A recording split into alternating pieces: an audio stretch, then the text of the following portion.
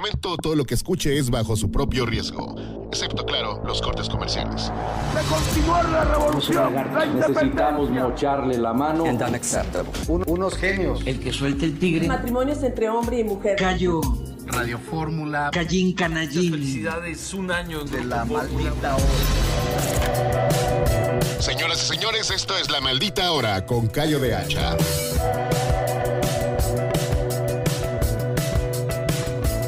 Amigos y amigas, señoras y señores de La Maldita Hora, ya es viernes 15 de julio del 2018 y con esto del Mundial ya hasta le perdimos la cuenta al apocalipsis y nos gustaría no volvernos a acordar de este apocalipsis. Hoy entraron en acción Egipto contra Uruguay, Marruecos contra Irán y el plato fuerte sin duda fue Portugal-España. Y como todos los viernes, el día de hoy nos acompaña nuestro querido amigo Esteban Macías, que andaba en Hawái. Sí. Y ya está de regreso. No se lo comió ningún dinosaurio. Para platicarnos, nos va a platicar sobre los estrenos de esta semana. Hay una película que nos va a recomendar por si ustedes no les es suficiente el fútbol y quieren darse otro descanso, digamos, en el cine, pues nos va a decir con cuál. Y si quieren saber algo más de fútbol, también nos lo va a contar. Hablando de estrenos, hoy se presentó en México el documental Chavismo, la peste del siglo XXI. No es este documental famosísimo, me refiero al nuestro. No es cierto. Es un documental también de un tema muy sensible, que es lo que pasa en Venezuela. Es patrocinado por la Fundación Humano y Libre y solo busca crear conciencia sobre el terrible drama que ha sufrido Venezuela en el periodo regido por el régimen chavista. Fue dirigido y producido por el escritor y activista venezolano-mexicano Gustavo Tobar Arroyo, quien ha vivido en carne propia la amenaza y persecución de la tiranía venezolana. Se trata de un documental que dura 90 minutos y presenta la trágica historia del legado de Hugo Chávez Frías. Segundo apellido de Hugo Chávez. Para platicarnos de este documental va a estar esta noche con nosotros el propio Gustavo Tobar, escritor y director de este documental. Mientras tanto, los vamos a dejar con el tráiler y al regresar del corte vamos a platicar con él. Amigos, este es el documental, el tráiler, El Chavismo, la peste del siglo XXI. Desde los orígenes de la civilización, el peor enemigo del hombre ha sido el hombre. No se ha conocido epidemia o catástrofe natural que haya causado tanta ruina y muerte como la que nos hemos causado los hombres a nosotros mismos. Las guerras, las tiranías y las dictaduras son las cicatrices humanas más vergonzosas de la historia de la civilización. Venezuela, el país más rico de América Latina, vivió una desconcertante transformación política y social a partir de 1992. Un carismático caudillo militar fue el protagonista de este tiempo. Yo dificulto que hoy en verdad haya en Venezuela una persona que se acueste con hambre. Nos hemos dejado entrampar en caracterizar a los sistemas políticos por lo que dice el caudillo. No debe haber pobreza en Venezuela. Y para ello yo sigo comprometiendo mi vida. Nunca he visto un país que colapse completamente. Colapse desde el punto de vista económico, colapse desde el punto de vista social, colapse desde el punto de vista político, colapse en las instituciones. Tenemos que llegar a cero miseria, a cero pobreza en los próximos años. No es fácil. Es haber arrasado a uno de los países más ricos del mundo. Los indicadores de salud. Bueno, vean ustedes los cambios, pues esto es lo nuevo. Esto es lo nuevo. Se coloca a Venezuela en el país con más inseguridad, con más homicidios, con más inflación. Somos la primera potencia petrolera de este mundo. Tenemos la reserva de petróleo más grande. En Venezuela hay petróleo para 200 años. El chavismo yo creo que es una colección fantástica de todos los errores de política económica que se han cometido en la historia. La economía debe ser enfocada con un objetivo central: satisfacer las necesidades de la sociedad, como queramos llamarlo. Por una política que ha enconado profundamente al país, dividiéndolo de una manera prácticamente suicida. El socialismo es el único camino a la paz perdurable, a la justicia social. Por eso la revolución nuestra, hay que recordarlo, pacífica, pero armada. No se equivoquen, burgueses. Mire lo que significó el chavismo para Venezuela, una verdadera tragedia, un país que ha perdido su democracia. El que quiera ver una democracia pujante, sólida, madura, venga a Venezuela, venga nada más. Yo creo que él nunca ocultó lo que él quería hacer. Yo creo que Chávez llegó con un proyecto de poder, nunca con un proyecto de país. Fuimos las víctimas de una peste ideológica que nos pisoteó, que incendió la piel de nuestro pueblo, que calcinó y enmudeció a nuestra Venezuela.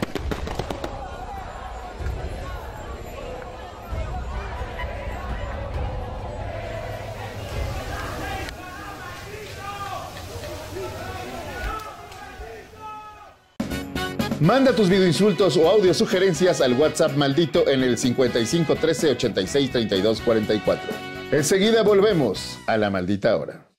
Hace unos días me enteré de una historia conmovedora que me inspiró. En Asunción Ixtaltepec, Tere Guzmán, damnificada de los terremotos del 19 de septiembre, recibió una casa totalmente nueva, renovada. Esta casa fue construida de barro. Es una casa hecha con círculos concéntricos que es térmica y antisísmica. Héctor Alejandro, un extraordinario genio, investigador mexicano que vive en Singapur y Japón, que es de Oaxaca, se enteró de este desastre y también supo de otros mexicanos que se conmovieron y decidió apoyar a su terruño. Conoció la forma en que se construye esta casa y empezó a sumar voluntades. Y así logró que la diáspora mexicana, que está en más de 70 países en el mundo, se sumara a sus esfuerzos. José Luis desde Houston, sus amigos desde China, desde Suiza y desde otras partes del mundo empezaron a juntar recursos y dinero. Crearon esta casa que hace unos días le entregaron a Tere Guzmán, pero van a ser 100 más. Esta es la primera casa que demuestra que cuando sumamos voluntades podemos hacer que las cosas cambien en nuestro país. No importan los políticos corruptos, no importan los desastres naturales, importa la voluntad y el esfuerzo que ponemos en hacer que las cosas cambien. Esta historia que Héctor y la diáspora mexicana nos entregan nos inspira y nos motiva a que salgamos por nosotros mismos adelante. Enhorabuena, Héctor, enhorabuena, diáspora mexicana. Muchas felicidades.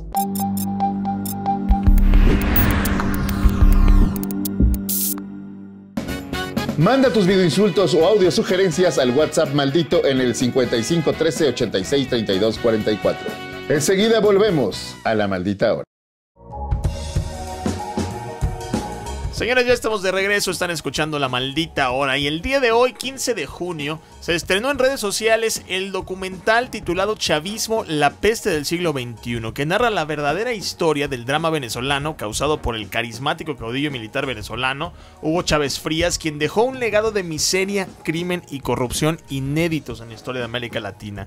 Nosotros tuvimos la oportunidad de estar en Venezuela unos días antes de la elección y les presentamos también un material que realizamos allá, pero para platicarnos de este documental, Chavismo, la peste del siglo XXI, está esta noche con nosotros su director, escritor venezolano-mexicano, Gustavo Tobar Arroyo, activista de los derechos humanos, abogado, poeta, educador. Gustavo, bienvenido, ¿cómo estás? Aquí estoy, bueno, muy entusiasmado por este lanzamiento, que como he señalado en otras oportunidades, no persigue fines de lucro, no persigue fines cinematográficos.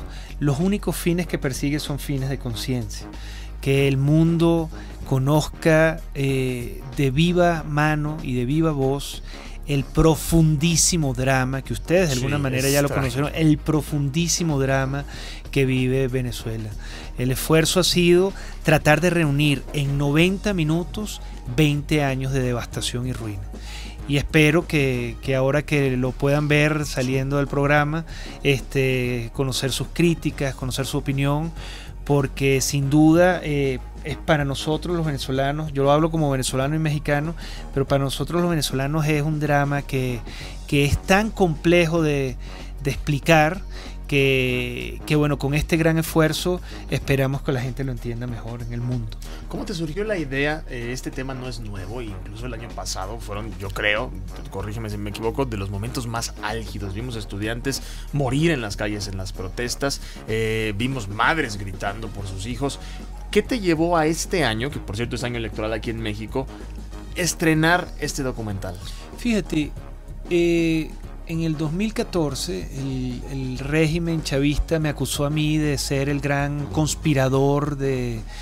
O sea, ¿te señaló personalmente? Sí, sí, a mí me señaló. Wow. Yo, sí, muy rudamente, y me nombró como conspirador, traidor a la patria y demás. Y metió preso a todo el mundo alrededor mío, todas las personas cercanas a mi organización. 50 personas. Yo tuve que hacer escapar del país a 70 gentes vinculadas con mi organización, que es una organización de derechos humanos que enseñaba en las universidades temas de lucha no violenta, como Gandhi. Y como activista social y como articulista, yo era conocido, polémico. Habíamos formado un movimiento social que era el movimiento de estudiantes, y yo era como muy visible. Entonces el gobierno empezó me acusó de ser el gran desestabilizador, el gran conspirador. ¿Tus pruebas qué eran? No, ninguna. Es que habíamos hecho una reunión en México. Era por ser crítico al régimen. Por crítico, y porque nos habíamos reunido en México con muchos estudiantes. Bueno, yo vivía aquí en ese momento. Nos habíamos reunido, entonces ellos dijeron que eso había sido una reunión conspirativa, que quería desestabilizar al régimen de Maduro y que yo estaba financiando toda la desestabilización en Venezuela. Y todo eso ocurrió, yo estoy acostumbrado a que eso ocurra, pero en el desenlace, un momento dado, fue muy trágico, porque escondiendo a la directora de la fundación, que es la patrocinadora del evento, perseguían al hijo que la estaba tratando de esconder, que andaba en moto, y bueno, el acoso hizo que perdiera el control y se mató. Eso fue un dolor tan hondo. Fíjate, yo todavía lo recuerdo y me duele mucho porque fue tan injusto, tan doloroso. Ella era una gran mujer, es una gran mujer, era como la madre de todos estos estudiantes, muchos de ellos presos. Ustedes han visto, hoy sacaron a Vilca, los que ustedes vieron, la mayoría los vinculan conmigo. Entonces fue tan doloroso y yo no sabía qué hacer. Yo decía, bueno, perder un hijo por una causa tan noble de la libertad y de los derechos humanos. Y yo dije, bueno, ¿qué hago? ¿Cómo les respondo de manera que los desenmascare frente a la historia, para toda la vida, que se sepa qué es lo que... Y entonces se me ocurrió decir, bueno, yo voy a hacer un documento que muestre todo este horror y que sea un documental. Pues yo soy escritor, entonces me metí en un mundo que no conocía. Wow. Y así fue, o sea, un gran dolor, surgió una gran idea. Claro, transformar un poco esa energía negativa, esa experiencia incluso traumática, en algo que sea de valor no nada más para ti de forma personal, sino también para los que te rodean y que estaban en ese ambiente, sino para los demás. Hablas del lugar en la historia y mostrarle al mundo cuál es la realidad, para que así el mundo ponga en el lugar en el que tiene que ser la historia de estos tiranos, porque no hay otra forma de llamarle al régimen chavista, a Nicolás Maduro. Son unos tiranos viles, sí, y en toda la extensión de la palabra. Ahorita estamos viviendo un momento de transición. Es un hecho inédito en la historia de las Américas lo que está viviendo Venezuela. Sí. Venezuela es el país más rico de las Américas. Claro. Con 30 millones de habitantes, los recursos petroleros son infinitos, los recursos minerales son infinitos. Esto es algo nunca visto en no tiempos de guerra. Nosotros no estamos en una guerra, estamos viviendo peor que una guerra. Entonces ese es el drama. Claro, es un sistema ya perpetuo. Es decir, sí, aunque se pusieran tristemente me duele mucho y me solidarizo contigo. ¿Por qué? Porque creo que si hoy las cosas cambiaran para Venezuela, posiblemente la siguiente generación no vería los frutos que tuvieron hace 20, 30 años antes de que llegara el régimen de Hugo Chávez. Pero regresando al lugar de la historia, estamos viviendo un momento de transición en el que hay 2-3 personas que se asumen que ellos pueden dictar qué lugar en la historia van a tener. Es decir, yo voy a estar de este lado de la historia y yo voy a pasar como el cuarto transformador, y se comparan incluso con héroes nacionales. Es un maniqueo extraño. Entonces, ¿por qué alguien va a escoger su lugar en la historia? Primero trabaja, demuestra, y la historia solita te va a poner en su lugar, así como creo que la historia contemporánea lo está poniendo, gracias a gente como tú, la historia de estos tiranos, para decir, ellos no lograron un régimen de igualdad y de esperanza y de prosperidad que tanto decían. Al contrario, le destruyeron todo ese futuro, toda esa esperanza a generaciones completas únicamente para enriquecerse. Sí, el delirio de grandeza de las figuras de los caudillos populistas ha sido devastador. El siglo XX da ejemplos absolutamente terribles. Hitler era un refundador. Mussolini era un refundador. Castro era un refundador, por decir unos nombres. Chávez era un refundador. Chávez hablaba de la Quinta República. Y ahorita en México estamos escuchando una refundación también. Esos son delirantes, ¿no? Causan grandes daños si no aterrizan sus ideas en la praxis política, pero para que aterricen hace falta una gran ciudadanía. Yo, con respecto a México, si esa es la analogía que planteas, porque también está el colombiano Petro, que es un refundador, que es un hombre de guerrilla, un hombre que causó mucho, terrible daño en su sociedad, y ahora está diciendo que él va a refundar, como refundó Chávez en su momento Venezuela, porque él sí es más chavista y es más manifiesto en su posición. Aquí lo que vemos es un gran delirio que a mi juicio es propagandístico.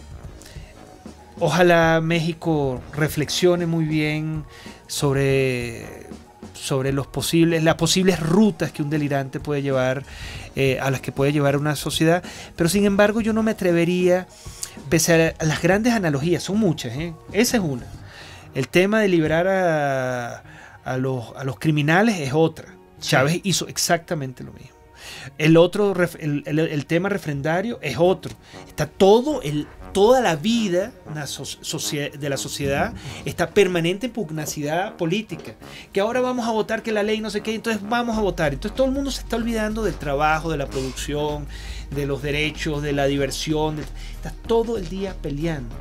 Entonces, yo no sé quién esté asesorando a López Obrador, pero sin duda es un propagandista que está encauzando muy mal la ruta política. Ojalá la presión social, el voto y la sociedad sea capaz de generar diques de contención. Yo creo que los hay para que estos delirios no hagan naufragar a México. Fíjate, ahorita vamos a tener que ir a un corte, pero yo quiero que me contestes una cosa que nosotros percibimos. Cayo y yo estuvimos en Venezuela hace casi un mes, y una de las cosas que nos dijo una de las personas de allá es han confrontado a la sociedad para que esto pudiera suceder, confrontaron a la sociedad, y entonces la sociedad no le importaba tirar a la basura al país, lo que quería era revancha, venganza. Le posicionaron también a un enemigo que allá era la oligarquía y aquí es la mafia del poder, que es necesitamos vengarnos, no importa que nos llevemos entre las patas a todo. Esto es lo que queremos, y contra eso, ¿cómo defiendes a tu país? Tú hiciste una metáfora extraordinaria, que es que mandaron al país a la basura y hoy están intentando encontrarlo en esa basura. Esa metáfora me pareció extraordinaria. Mira, estas campañas están basadas en un gran resentimiento social y político. Cuando tú fundas una sociedad o refundas una sociedad en el resentimiento, lo único que encuentras es pugnacidad, división, desencuentro, rabia.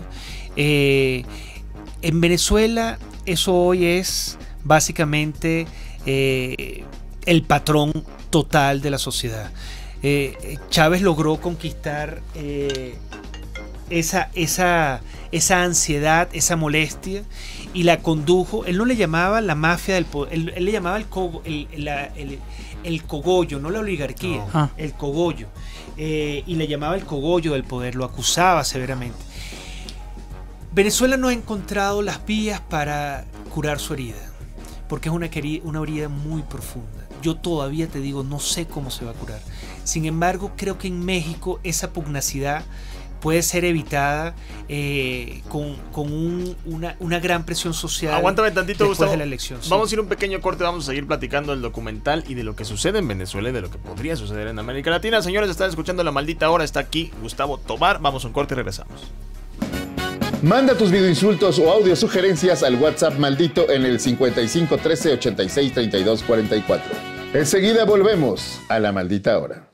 Los AMLovers están encantados con López Obrador y no es para menos, pues ya prometió que terminará con la pobreza, la corrupción y la inseguridad con una amnistía. Es probable que eso le lleve algunos minutos, en el peor de los casos horas, aunque nos dice que será pronto. Pero no es lo único que tiene que hacer. Ha dicho que hay otros pendientes, por ejemplo, terminar con la desigualdad, eliminar el examen de admisión de las universidades y darle espacio a todos los jóvenes en este país. Es posible que no sepamos cómo le hará para meter a millones de estudiantes en las aulas, pero bueno, esas son pequeñeces, algo se le va a ocurrir. También nos ha dicho que por arte de magia terminará con la desigualdad, echará para atrás la reforma educativa, todos tendrán trabajo o al menos ayuda económica. ¿De dónde saldrá el dinero? No está claro, pero seguro tiene un plan. Si no, algo también se le va a ocurrir. Para resolver el problema de los migrantes en Estados Unidos, la revisión de los tratados económicos internacionales, el impulso a la relación comercial con el resto del mundo y mantener el tipo de cambio, ya tiene una estrategia. Es ahorrar y no ser corrupto. Con eso será suficiente. Venderá el avión presidencial,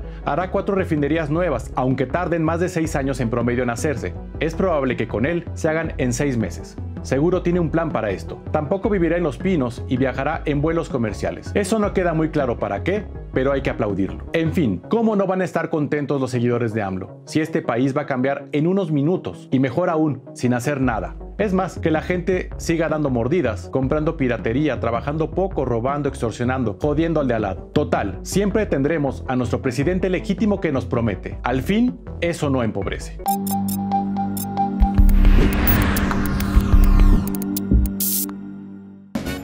Manda tus videoinsultos o audio sugerencias al WhatsApp maldito en el 55 13 86 32 44.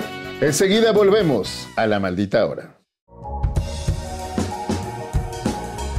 Señores, estamos de regreso y estamos platicando con Gustavo Tobar acerca de su documental Chavismo, la peste del siglo XXI. Este documental que refleja la situación que se vive en Venezuela, la situación que se ha construido gracias al populismo.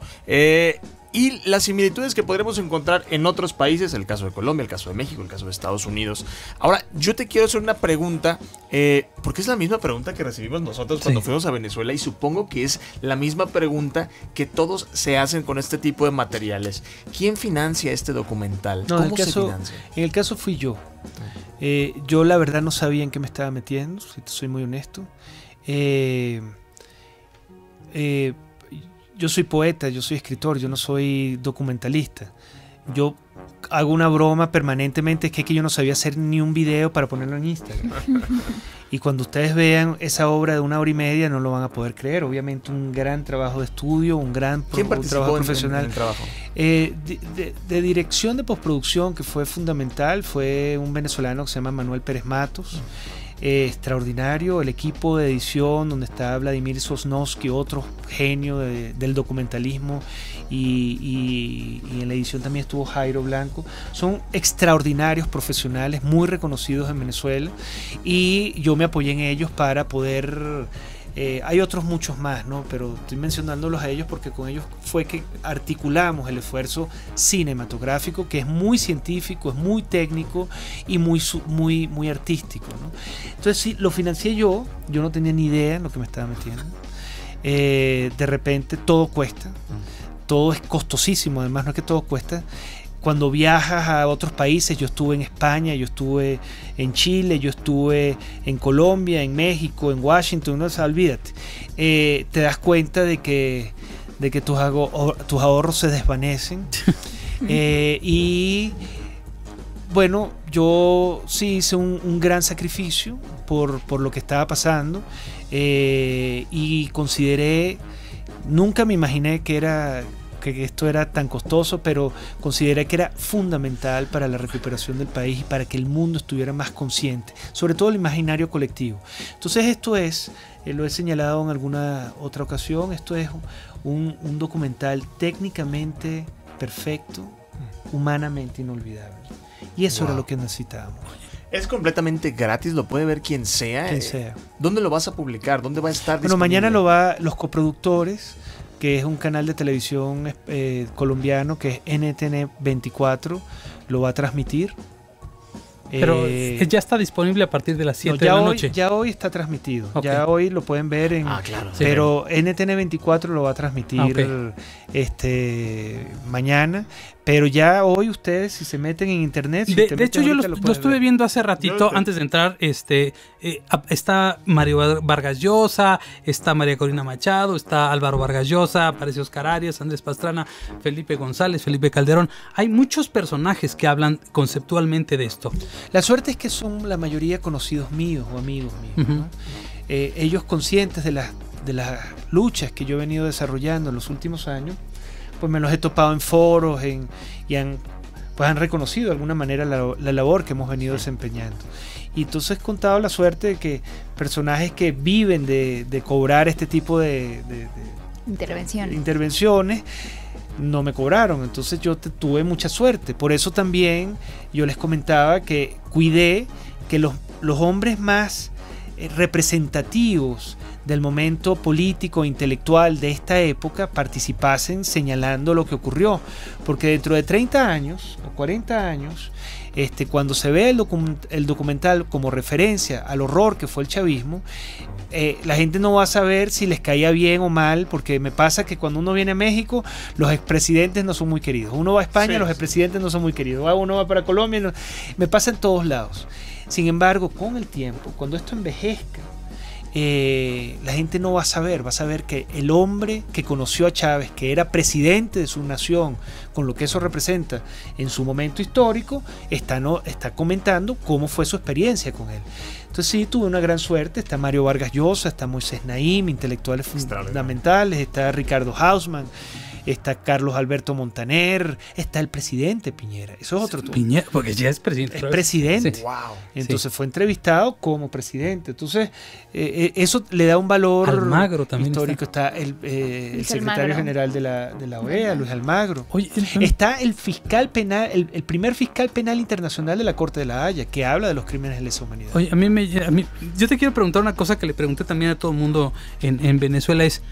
De pronto veo una Venezuela muy indefensa. Incluso les dije que no hay aquí un grupo armado, que alguien que se levante en armas y no hay nada. O sea, eso es un pueblo tan noble que yo no veo cuál es la salida al chavismo hasta que se harten, hasta que saqueen completamente esa nación, hasta que pase ¿qué va a cambiar en Venezuela? Mira, hay dos vías para solucionar eso. Yo no creo que esto siga así mucho tiempo. Sin embargo, ellos están haciendo todo lo posible para hambriar a la sociedad y controlarla a través del hambre, a través de la enfermedad. Me refiero al chavismo. Hay dos soluciones. La solución es una rebelión popular total, absoluta, en donde el pueblo, es decir, el poder constituyente... Que ya va en ese camino. Hay que organizarla, pero han sido tan crueles, tan devastadores, que ha sido muy difícil y siempre te los matan y te asesinan, te encarcelan. Pero yo creo que una rebelión popular total puede evitar una guerra, porque Venezuela sin duda está causando problemas en otras regiones, en otros países, en la región en general, y ante el drama que está ocurriendo, no es cosa que yo quiera, les soy honesto, mi aspiración no es que vengan unos marines, pero todo indica que el horror que está causando Venezuela en la región, con el narcotráfico, con el narcolavado y la corrupción, va a obligar que algo así ocurra. Entonces lo mejor que le puede pasar al chavismo es que haya una rebelión popular total. Y que digo, es una situación muy difícil porque Estados Unidos está dejando de ser ese papel que tenía en algún momento. Exacto, como líder del mundo. Voy a poner un ejemplo, no sé si es torpe o es un ejemplo que se me viene a la mente. Durante mucho tiempo, híjole, detesto hacer ejemplos con la Segunda Guerra Mundial, pero durante mucho tiempo el mundo estuvo de brazos cruzados esperando a Hitler. Se le dejó hacer muchas cosas. En el caso de Venezuela, a veces siento que los gobiernos no hacen mucho. No sé si es el caso de México porque ha sido muy vocal el secretario de Relaciones y el presidente Peña, pero en el caso de las potencias como Estados Unidos, que le pone castigos a los funcionarios venezolanos, pero no hay más. ¿Crees que deberían ser más duros? Mira, déjame hacer un paréntesis sin meterme en la política interna. Pero puedes, ¿no? Eres mexicano. Sí, soy mexicano, Oye, pero sin meterme porque son temas como muy polémicos. Okay. Pero lo que el canciller Videgaray ha hecho, al margen de que lo quieran o no, es un cambio histórico. A mí me parece buena. Un cambio histórico. O sea, él de manera ejecutiva transformó la doctrina Estrada, que tenía 100 años de tara, cuando México ha suscrito pactos internacionales que lo obligan a actuar como se está actuando. O sea, no es que se le ocurrió y creó la doctrina Videgaray, no. El canciller de México está actuando obligado por los pactos internacionales que ha suscrito el gobierno mexicano. Por eso también la posición del equipo de Morena y de López Obrador es inaceptable.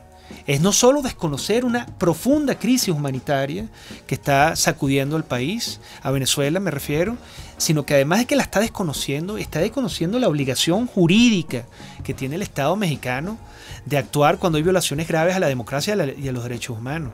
De hecho, muchos de ellos apoyan el régimen chavista. Y muchos del equipo de ellos, sí. Y a mí me encantaría, ojalá ustedes tengan la oportunidad de sentarme con alguno de ellos aquí.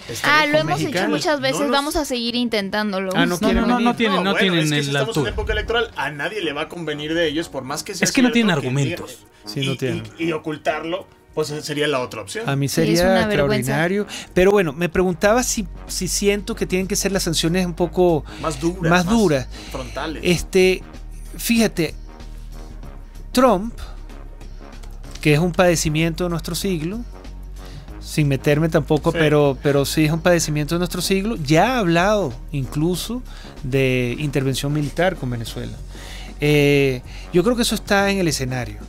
Las sanciones creo que tienen que ser más fuertes. Si alguna vez en la historia de las Américas, desde la fundación, desde 1800, un pueblo ha necesitado una intervención humanitaria, es Venezuela hoy. Y sobre todo porque es injusto. Yo creo que a la humanidad, a lo largo de la historia, un poco regresando como a este nivel de historia cronológica, historia universal, le cuesta mucho cuando hacemos la mirada a un lado a una crisis humanitaria. Y eso puede suceder en México, sí. Hablando de Venezuela, hablando de la separación de familias de migrantes ilegales en Estados Unidos, que está sucediendo hoy, en donde cientos de niños están básicamente siendo encarcelados. Eso puede suceder también en Corea del Norte. Creo que es muy difícil. Sí, y creo que es un tema de convicción y de decisión. Vienen tiempos extraños, complejos. Sí. México está atravesando un momento difícil, electoral. El 2 de julio, sea quien gane, el reto de México ya no solo va a ser interno, sino el más importante reto es externo, porque sin duda alguna Trump ha decidido por una u otra razón fortalecerse a sí mismo en detrimento de todo lo que esté alrededor y en especial de México. Entonces yo creo que ahí va a haber que unirse como sea para que México no sea solo sofocado por la crisis interna, sino por el gran reto de este siglo, que es la nueva postura de los Estados Unidos. Chavismo, la peste del siglo XXI, se estrenó hoy, la pueden encontrar, es completamente gratis. Gustavo Tobar, sí. Muchísimas gracias por platicar en la página, si me permites, en la página de YouTube, Humano y Libre, así se llama, y la otra página está en Chavismo la Peste. Chavismolapeste.com. En YouTube. En YouTube. Chavismo la Peste en YouTube y Humano y Libre también en YouTube. Si no ahí la podrán ver. Sí, ahí la ponen, perfecto. Gustavo Tobar, muchas gracias. Muchísimas gracias por la invitación y ojalá disfruten. Ahora ya la pueden ver, así que ojalá la disfruten. Vamos a ir un pequeño corte. Están escuchando La Maldita Hora. Manda tus videoinsultos o audio sugerencias al WhatsApp maldito en el 55 13 86 32 44. Enseguida volvemos a La Maldita Hora. Incluso en la época del presidente Donald Trump, el progreso es posible. Los avances y consensos en la educación y la salud significan buenas noticias de política. Bueno, al menos en Estados Unidos. Trump, cada 280 caracteres de Twitter, separa a familias de inmigrantes, obstruye la justicia y perjudica los intereses de los norteamericanos en el exterior. ¿Qué hacer ante un tirano de la comunicación? ¿Qué hacen los demócratas y republicanos para sacar adelante a Estados Unidos? La respuesta es sencilla. En muchas ciudades y estados, las personas no solo están tratando de minimizar el daño de Trump, están activamente utilizando la política para mejorar las vidas. Pero mejor, vamos por partes. México. En los últimos años, en nuestro país se ha acusado de corrupción a 47 gobernadores, de los cuales 22 han sido investigados y solo 7 están detenidos. En cambio, en Estados Unidos, en el mismo periodo, han sido acusados 9 gobernadores, los mismos que se encuentran tras las rejas. La diferencia de acusar a detener se llama impunidad. Buenas noticias en Estados Unidos. El anuncio del cobro de aranceles por el comercio de acero oscureció dos grandes noticias que muestran las formas en las que el sistema político norteamericano está respondiendo para mejorar la calidad de vida de las nuevas generaciones. En Chicago viven más de 2.700.000 personas. Los políticos anunciaron que para el 2021 todos los niños de 4 años podrán ir a la escuela en un modelo de tiempo completo. La investigación realizada por varios académicos corroboró que el preescolar universal ayuda particularmente a los niños pobres. Salud universal. La otra buena noticia se originó en Virginia, al convertirse en el estado número 33 en expandir el Obamacare, lo cual significa dar acceso a más norteamericanos de cuidados de salud asequibles, mejorando la calidad de los mismos y regulando la industria de los seguros médicos y reduciendo el gasto en cuidados de la salud. En las elecciones de Virginia del año pasado, los demócratas obtuvieron más votos y generaron en los republicanos un temor a no apoyar una política popular. Chicago y Virginia muestran la estrategia correcta para usar el gobierno para el bien en este momento. En algunas áreas, como la educación, los demócratas y los republicanos pueden ignorar a Trump y trabajar juntos para progresar. En nuestro país se prevé que el timón presidencial gire hacia atrás, ante las presiones de los paros nacionales del magisterio, como los de esta semana. En fin, incluso en la época de Trump y de la llegada de los tiranos, las políticas pueden y podrán seguir comunicando buenas noticias. En otras palabras, el progreso es posible.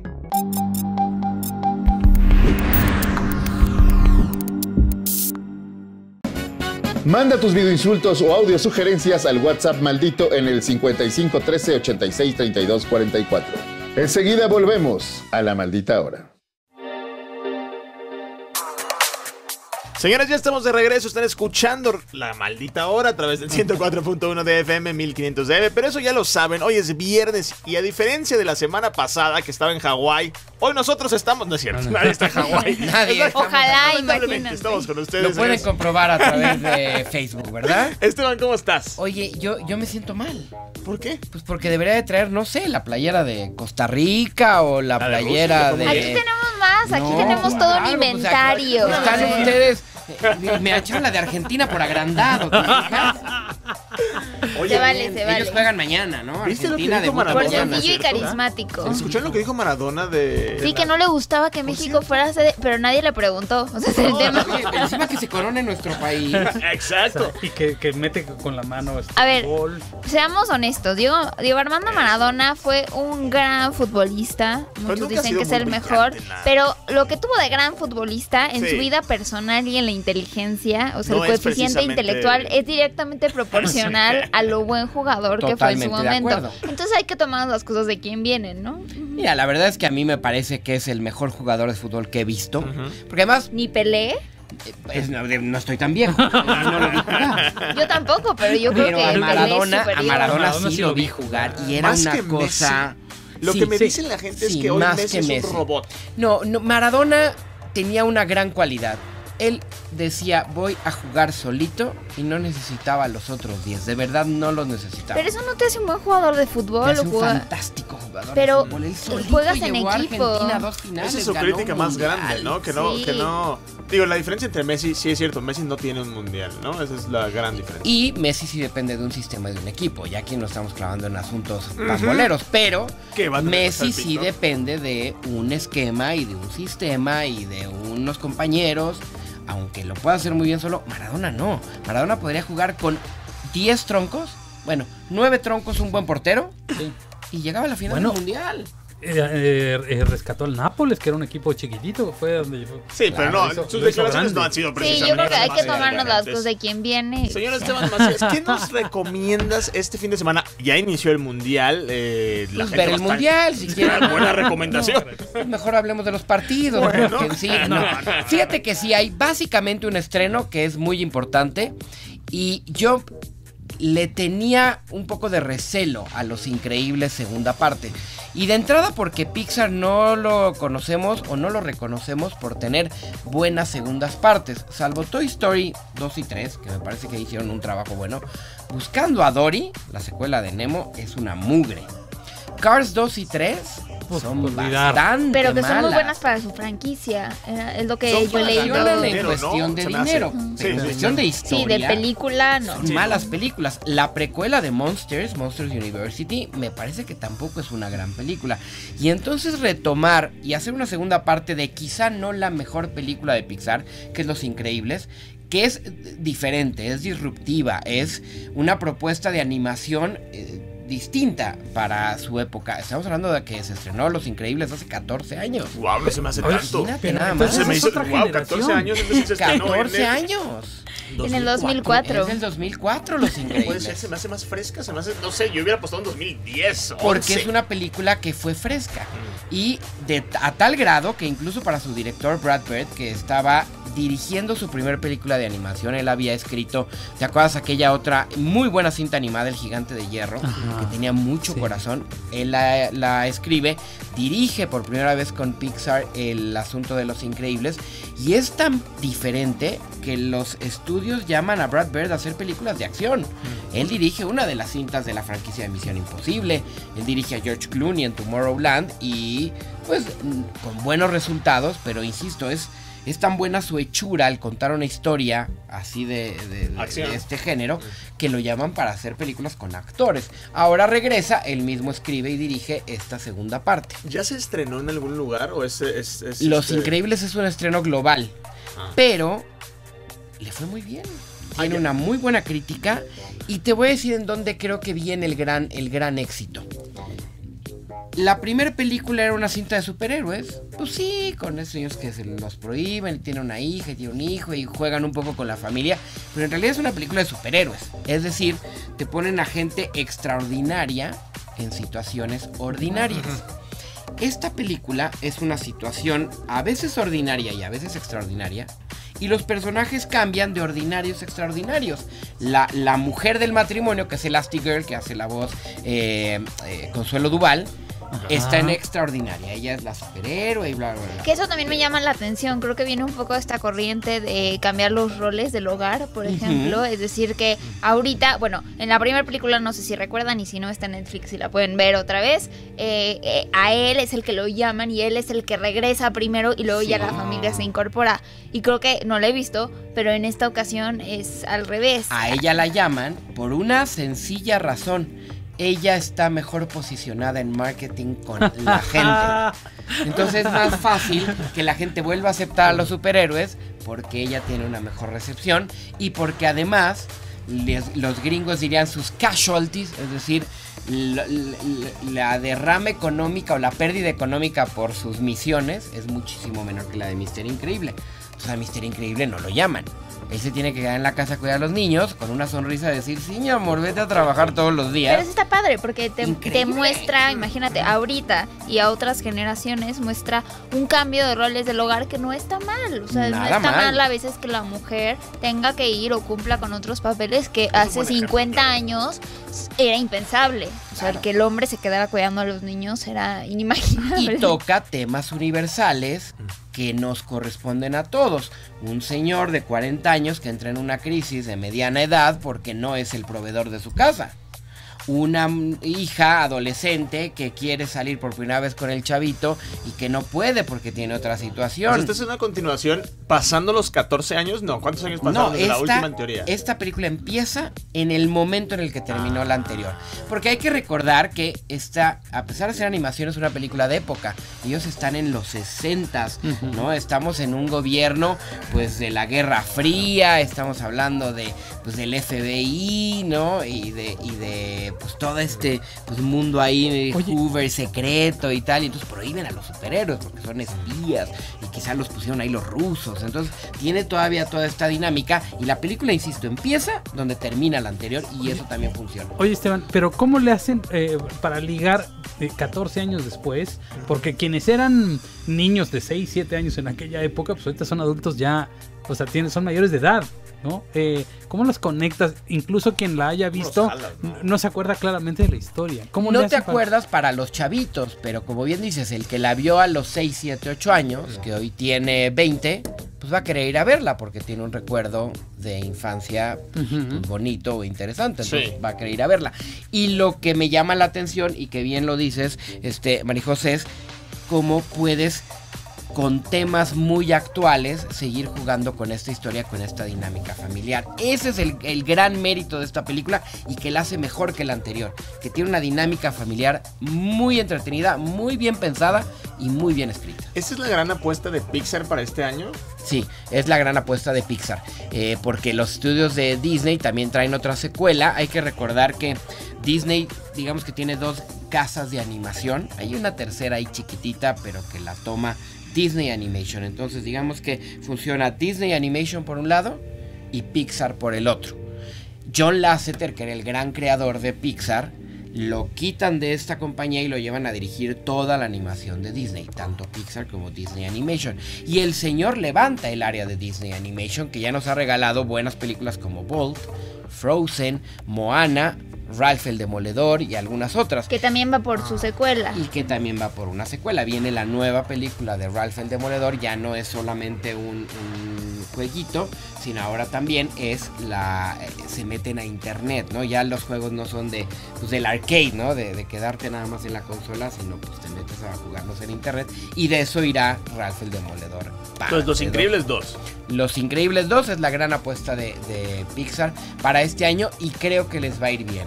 Digo, el año pasado fue extraordinario para ellos. Hay que recordar que estrenaron Coco. Que no es fácil en un mundo hoy de Hollywood dominado por sagas traer una historia nueva, original y que espero no tenga una segunda parte.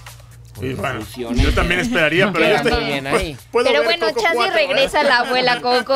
Creo que todos estaríamos felices. La resurrección de Coco. Y la resurrección de Coco. Y bueno, va a ser ahí una cosa fantástica, ¿no? Algo en Netflix, algo en Amazon Prime. ¿Sabes qué? Contraté a Amazon Prime, les dije eso, les había contado. Sí, tú me habías contado. Fíjate que hay una serie que quiero ver. Una sola cosa que hay en Amazon Prime, seguramente la has visto, la de High Castle. No la he visto, pero sí es una de las series que traen ellos en exclusiva, que no tiene Netflix. Pero creo que a mí la que más me gusta, si van a entrar a Amazon Prime, es la serie de Gael García, Mozart in the Jungle. Que de repente en cable, en Fox, no la he visto, la pudimos ver, pero que en Amazon Prime la tienen porque es una producción original. Los conductores de Top Gear, aquel programa fantástico en inglés de coches, después de que los corren por el escándalo y todo lo que hacen, tienen un regreso también en exclusivo en Amazon Prime. Entonces hay buenos contenidos, como también hay buenos contenidos en HBO Go, que es el app que solamente tiene HBO. Está una cuarta, que es la de Fox, que estrenó la serie esta de Gael García. Pensé que me ibas a decir la de Blim, dije, ¿qué voy a ver? No, fíjate que Blim. Oye, está bueno Blim. Blim. No sacó nada, ¿no? Que tiene algo los que valga la contenidos de pena. Televisa. No. Entonces, si tú quieres volver a ver La Rosa de Guadalupe, ¿no? Pues lo puedes ver completo. Sí, también hay series originales. Digo, no sé cuál. ¿Pero alguna creo que rescatable? alguna, sí. Pues en Blim, híjole. Hubo una de unos pilotos que estaba basada un poco en la historia de los hermanos Rodríguez, que fue medianamente buena.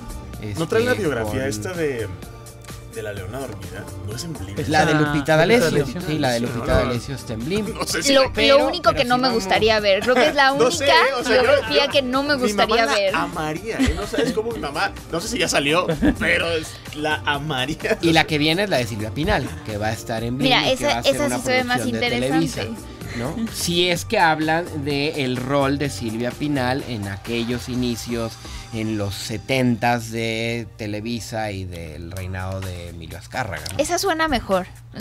Silvia Pinal como que sí te da curiosidad. La actriz, es Tati Cantoral, ¿verdad? La actriz. Sí. Me enseñaron la que iba a hacer y está idéntica. Y Tati es muy buena. Es buena. Y Tati está en la de José José.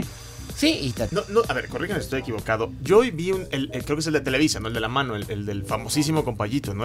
Ajá, Compayito es Televisa. Me puse a ver eso en la mañana, porque me salió en YouTube, supongo, y como que me puse a pensar, ¿antes no se le metía más presupuesto y ganas? ¿O siempre ha sido Siempre ha sido. Siempre así. Hoy hay mucho dinero metido. Ah, ok. Porque además, estás hablando que también ESPN tiene una inversión muy fuerte para Mercado Norte. Bueno, también para Mercado Sur. Recordemos que las cableras o los canales de cable funcionan en territorio latinoamericano de dos maneras. En Mercado Norte, que es Colombia hacia México, y Mercado Sur, Bolivia, Argentina, siendo las dos grandes bases, Argentina en el Cono Sur y México en el Mercado Norte, teniendo a Colombia ahí, que ha crecido mucho en el mercado, como en medio, ¿no? Pero ESPN trae una gran cobertura para los países de la zona norte, por así decirlo, que es Costa Rica, Panamá, obviamente México, y ahí va metido Colombia. O sea, sí hay Sí, hay una inversión muy grande. Tú sabes lo que cuesta viajar a 200 equipo, personas, ¿no? Con equipo y con sets durante 45 días, que dura más o menos la cobertura, por lo que se van antes y regresas después. Es un dineral, estás hablando de un dineral, ¿no? Y lo que baja en la inversión de ESPN y de Fox es que solo van a hacer análisis y resúmenes. Pero, ¿qué tanto le interesa a la gente, por ejemplo, tener a Stoichkov, a tener estrellas de otros tiempos? No me parece que sea una inversión que te reditúe, porque de pronto veo que Televisa tiene demasiada gente que, digo, para ver el partido, pues los veo con los narradores normales y un análisis, pues no necesitas como a tanta gente que además no es tan hábil en el micrófono. Hay que recordar que Televisa acaba de traer una unión muy fuerte en el área de deportes con Univisión, muy fuerte. Regresaron hasta el perro, ¿no? Regresaron al perro porque Enrique Bermúdez estaba trabajando en Univisión. Stoichkov está muy bien posicionado en el mercado latino en los Estados Unidos. Era una figura en Estados Unidos en el segmento latino, en Miami, en Los Ángeles, en Texas. Entonces, por añadidura entra a este paquete. Félix Fernández, ¿te acuerdas de Félix el Gato, aquel portero del Atlante? El portero del Atlante, en México, pues ya casi no nos acordábamos de él. Él está muy bien posicionado también por allá. Llega, por ejemplo, una conductora que se llama Adriana Monsalve, que le va muy bien en ESPN, e incluso tiene un programa con David Faitelson, nació en ESPN, y ahora ya está como conductora en Televisa, ¿no? Entonces tuvieron que hacer una fusión para crecer un poco. A mí me gusta, eso sí, en cuanto a futbolistas o exfutbolistas, la apuesta más de TV Azteca, y no porque yo esté ahí, pero sí creo que es más interesante escuchar a Iker Casillas, seguir escuchando a Jorge Valdano, tener a Jorge Campos, que es una leyenda, Sague, que no nos meteremos a hablar de escándalo Sague, prohibido, pero pues Sague, la verdad es que ha entrado, ¿no? Como cuchillo en mantequilla. Y la verdad es que a mí sí me gusta mucho más la transmisión desde Azteca por Martinoli y por Luis García y Jorge Campos, que no se le entiende nada, y además le cuentan sus participaciones como si le fueran a pagar por Pero ahí estás hablando de la transmisión de un partido, pero ya no en un debate. Pero a mí me daría polémica, igual, ¿no?, que estos 3, 4 se fueron a un debate y discutieran igual. Oye, pero entonces, a ver, Televisa apuesta por la comedia. ¿Quién es el que apuesta por la comedia? Que es algo que se han estado peleando mucho siempre, ¿no? Este año hay una inversión mucho más grande de Azteca por la comedia. Los Masca Brothers, que estaban en Televisa. Estaban en Televisa y están acá. Facundo, que estaba en Televisa y ahora también está en Azteca. El Capi Pérez, que tiene este programa de La Resolana. Y creo que la parte comedia, esa es la apuesta fuerte. Adal está en la parte... pero Adal no está en el paquete mundial. Adal es el conductor de la Academia y él arranca el 8 de julio con el regreso de la Academia por los 25 años de TV Azteca, ¿no? Pero sí hay una migración muy grande de gente de Televisa a TV Azteca, que además se entiende porque hay una llegada en las cabezas de producciones de gente que trabajaba en Televisa y en Univisión y que han llegado a Azteca. Entonces pues es normal que traigan de una u otra manera conductores que conocen. La llegada de Laura G o de Annette Seguru, ¿no? En el caso de Roger, que estaba en Disney. ¿Tú ves a Azteca más fuerte hoy que antes? En opinión pública. En opinión pública, en la cuestión de programas, pues eso, al final del día están las mediciones de ratings y esa es la situación. Pero cada uno tiene su nicho, ¿no? Pues hay un público muy... Sobre todo porque le están Sí, apostando al cambio. Yo el otro día, la verdad es que no tengo mucho tiempo, y no porque no quiera, tengo mucho tiempo en general de ver televisión abierta. Creo que hoy fue la primera vez en mucho tiempo que me di esos minutos para ver la transmisión del Mundial, y decidí verlo de diferentes canales, no nada más uno, para ver qué traía cada quien. Pero un día desperté y puse hoy, y me di cuenta del programa más horrible que he visto en toda mi vida. Pero sabes que a mí me pasó lo contrario. Como lo había visto hace mucho tiempo, lo volví a ver hace poquito y no se me hizo tan terrible. No, o sea, haz cuenta que es una mesa, de verdad, con todo respeto, a mí me parece que hay gente inteligente que hace bien su trabajo, como Raúl Araiza. Sí. Pero que le mandamos saludos. Pero al final es como una mesa y no traen como ni pies ni cabeza y se ponen a platicar de pura tontería y ya así se pasaron 3 horas. Qué falta de respeto para quien te está viendo, no sé. Es el programa más visto de Televisa, ¿no? ¿Hoy? O de los No, más, deben de ser las novelas. Deben de ser las novelas. No conozco exactamente los ratings, más o menos tengo una idea, pero deben de ser las telenovelas. ¿Son públicos ahorita los y ratings? debe de seguir funcionando muy bien La Rosa de Guadalupe. Señor Esteban Araiza, entonces. Esteban Macías. Ya estoy yo en hoy. No, ese es el de hoy. No, ese es el de hoy. Y el otro es el Negro Macías. Está bien. A ver, entonces, nos quedamos en el cine. Vamos a ver Los Increíbles 2. Y hay una película muy buena que se llama Las estrellas de cine nunca mueren, que vale la pena también mucho ver, que ¿Ya tuvo que haber viste estado nominada. Hereditary? ¿Cuál es Hereditary? La de... perdón, la de miedo, que supuestamente se pasa la quiero ver. El demonio entre generación. No la vi. ¿No? Y hay una razón, odio ese género, pero si quieres ese ya va a ser un tema del cual vamos a hablar, porque para mí el cine de terror es igualito al cine porno. Ya les diré por qué. Wow, yo quiero estar en ese debate la próxima semana. ¿Marcador por el partido de México? Híjole, yo creo que 3-0. Yo creo que 3-0. Por favor, ¿quién? Alemania. Mira, señores. Oye, pero... Ten más respeto, trae la camiseta. Yo traigo la de México. Esteban, muchísimas gracias. Muchas gracias por acompañarnos. Ahí nos vemos la próxima semana. Sí, y espero que te equivoques. Espero que el 3-0 Esperemos sea al que revés. estemos hablando la próxima semana de la victoria de México contra Corea, que va a tener al día siguiente, es decir, el otro sábado. Nada más una cosa. En esta temporada bajan un poco digamos, el estreno en cines. No, porque... Hay un público que sí, y ¿sabes qué pasa? No te roba, no te quita, porque los mundiales, y si te acuerdas, son de la tarde de la mañana y en la tarde. Ajá. Y en la noche, tarde-noche, pues es cuando la gente va al cine, pues sigue pero no a las compiten con el público que ve estos resúmenes de deportes y de realmente comedia. No, y quizás será un día. No, la verdad es que no baja, históricamente no baja. Porque, bueno, sobre todo, vas al cine el fin de semana nada más, todo lo demás. Pues ahorita vas a tener Jurassic la siguiente semana y luego vienen también otros estrenos importantes, entonces, pues, no, realmente no. O sea, usen en la mañana para los mundiales, en la tarde para ir al cine y nunca para escuchar los spots de los candidatos, a menos de ver Diario de Confianza. Y ya, Diario de Confianza, Diario de sí. Confianza sí lo cuenta. Señores, muchísimas gracias por acompañarnos. Los dejamos este fin de semana. Desestrésense, váyanse al cine, vayan a ver a los partidos del Mundial. Diviértanse, no piensen en campañas por lo menos estos 2 días. Estas 2 semanas. Estas 2 semanas. Y regresamos el lunes con seguramente alguna mala noticia sobre política o alguna buena sobre fútbol. Exacto. Eso sería genial. Señores, muchas gracias. Nos escuchamos el lunes a las 9 en punto. Recuerden que la verdad nos hará libres, pero primero nos va a hacer enojar. Adiós, bonito fin de semana. Mexicanos y mexicanas, lo sabemos bien, hay que irse para poder volver. Esto fue La Maldita Hora. Regresamos el próximo lunes a las 9 de la noche en el 104.1 de FM y el 1500 de AM. Una vez más y como siempre, con su bajeza vendidísima Callo de Hacha. Hasta pronto.